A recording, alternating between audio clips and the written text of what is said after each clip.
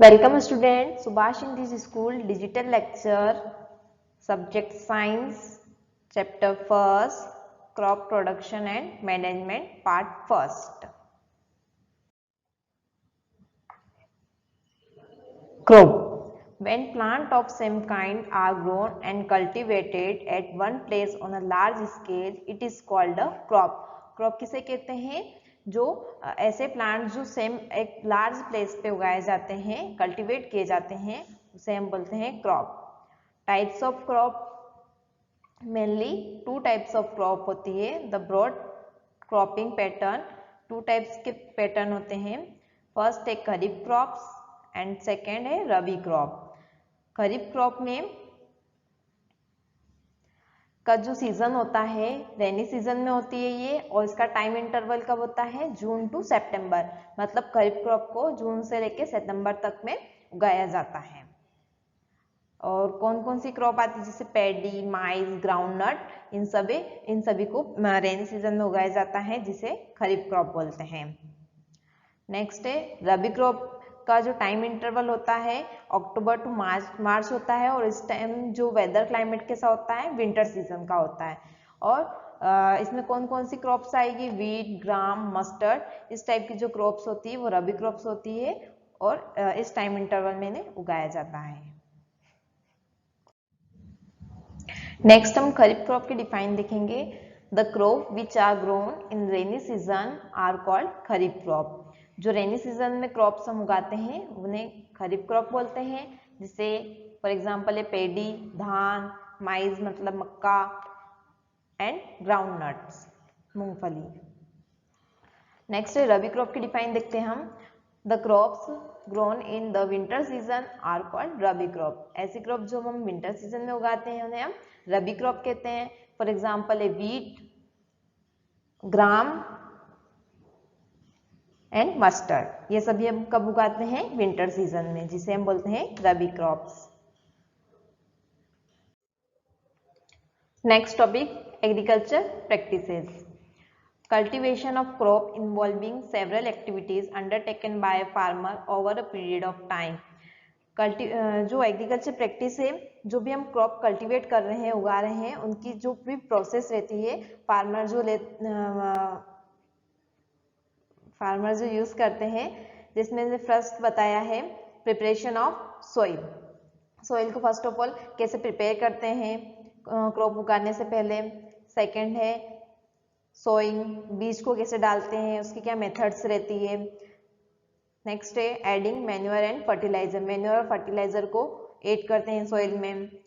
फिर नेक्स्ट है इरिगेशन, उसकी सिंचाई करना. नेक्स्ट है प्रोटेक्टिंग फ्रॉम वीड्स, जो भी उसमें अनवांटेड प्लांट्स उग जाते हैं उससे क्रॉप को कैसे प्रोटेक्ट किया जाता है. हार्वेस्टिंग, जब मैच्योर हो जाते हैं प्लांट्स, हमारी क्रॉप हमारी मैच्योर हो जाती है, तब उसे हार्वेस्ट किया जाता है, कटाई की जाती है. देन लास्ट जो स्टेप रहती है स्टोरेज की रहती है. हार्वेस्ट करने के बाद जो आपकी क्रॉप रहेगी उसको कहाँ पे स्टोर किया जाता है. Preparation of soil. इसमें प्रिपरेशन ऑफ सॉइल में हम इसके जो टू टूल्स हैं प्लॉइंग एंड टिलिंग मेथड हम देखेंगे. इस मेथड में होता है उसमें कुछ टूल्स यूज किए जाते हैं, जिससे फर्स्ट है इसमें बताया है होय, सेकेंड प्लो, और थर्ड बताया है कल्टीवेटर. इससे क्या होता है, जो मिट्टी रहती है उसको एक जैसा करना, ऊपर नीचे करना, और उसमें जो भी मतलब मिट्टी कहीं इकट्ठी हो जाती है या उसमें कुछ गुच्छे पड़ जाते हैं तो इसको उससे ठीक किया जाता है. टिलिंग और प्लोइंग, इस मेथड को हम देखेंगे. इसमें the process of losing of soil and turning of the soil profile. इसमें होता है सॉइल को लूज किया जाता है, उसको हल्का किया जाता है और टर्न किया जाता है, ऊपर नीचे किया जाता है. Allow roots to prepare deep in the soil, जिससे मिट्टी के अंदर जो सॉइल क्रॉप की रूट है वो अंदर तक जा सके. नेक्स्ट है allow the roots to breathe easily, root को इजीली ब्रीथ करने में आसानी हो. Help the growth of earthworm and microbes, जिससे क्या होता है कि जो अर्थवॉर्म है और जो माइक्रोब्स सॉइल में प्रेजेंट है उसको हेल्प मिले एडजस्ट होने में.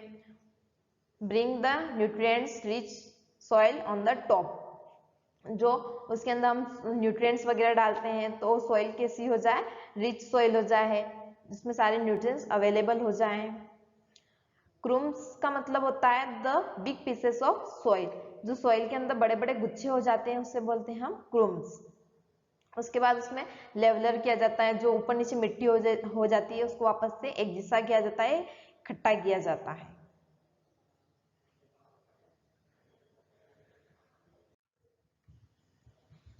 Sowing good quality of seeds. इसमें 2 टाइप्स की हम मेथड्स देखेंगे। फर्स्ट है ट्रेडिशनल मेथड एंड सेकेंड है मॉडर्न मेथड। ट्रेडिशनल मेथड में funnel like structure, funnel shape का एक फनल देती है जिससे बीजों को अंदर डाला जाता था और पाइप के थ्रू वो मिट्टी में पहुंच जाते थे।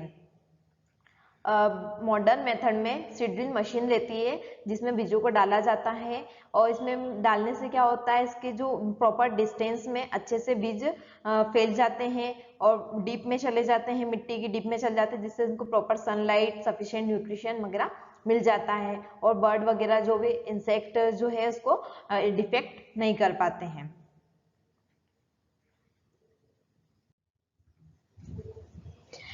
Manure and fertiliser. अब थर्ड स्टेप हमारी होती है मैन्योर और फर्टिलाइजर को ऐड करने की। क्या होते हैं मैन्योर और fertiliser? The substance which are add to the soil in the form of nutrients of the healthy growth of plant are called manure and fertiliser. Manure fertiliser वो होते हैं जो आपकी मिट्टी रहती है उसकी जो टेक्सचर है उसको अच्छा कर देते हैं, जिससे आपकी जो क्रॉप है वो हेल्दी ग्रोथ हो और उसमें कोई भी डिफेक्ट ना हो। अब हम इसके डिफरेंस देखते हैं, difference between fertiliser and manure.